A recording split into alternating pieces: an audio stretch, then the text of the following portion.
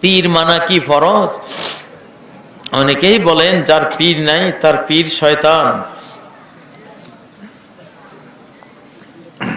আসলে পীর শব্দটা হলো ফার্সি শব্দ। তো ইসলামে পীর শব্দটা নাই। ইসলামে আছে মুআল্লিম, ইন্নামা বুইসতু মুআল্লিমান। নবীজি বলছেন আমি প্রেরিত হয়েছি শিক্ষক হিসেবে। শিক্ষক।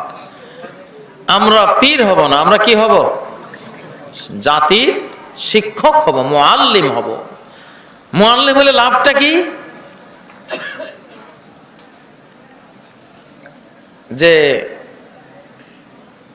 ইন্নাল আলিম লা ইস্তাগফিরু লাহু মান ফিস সামাওয়াতি ওয়া মান ফিল আরদি ওয়াল হিতানু ফি জাওফিল মা ওয়ান নামলাতু ফি জুহরিহা। আল্লাহু আকবার। একজন আলেম মুআল্লিম হলে কি লাভটা? আসমান জমিনের কুল মাখলুক, এমন কি গভীর সাগরের মাছ, এমন কি গর্তের পিঁপড়া পর্যন্ত আলেম যিনি মুআল্লিম মানুষকে ইলম শিখায়, তার জন্য আল্লাহর কাছে ক্ষমা চায়। যেই কেউ হোক না কেন, সে যতটুকুই সে মানুষকে শিখাক না কেন, ওই ব্যক্তির জন্য গোটা সৃষ্টি জগৎ আল্লাহর কাছে শাফাত করে, ইস্তিগফার করে, আল্লাহ ওরে আপনি মাফ করে দেন। কিন্তু পীর হইলে কি পাবেন? পীর হইলে কোনো ঘোষণা নাই যে পীরের জন্য কুল মাখলুকাত এই দোয়া করে।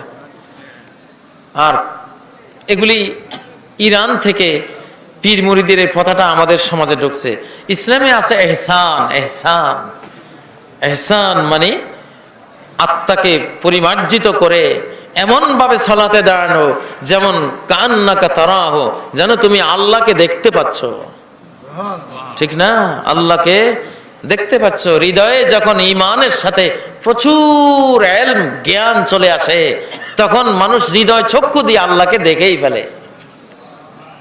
প্রচুর জ্ঞান লাগে।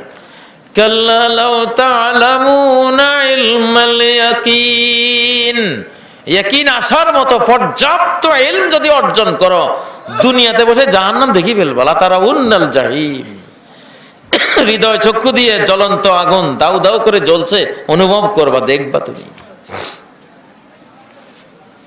অতএব পীর মুরিদি না, আমরা ওস্তাদ শাগরিদ হতে চাই। কি হতে চাই?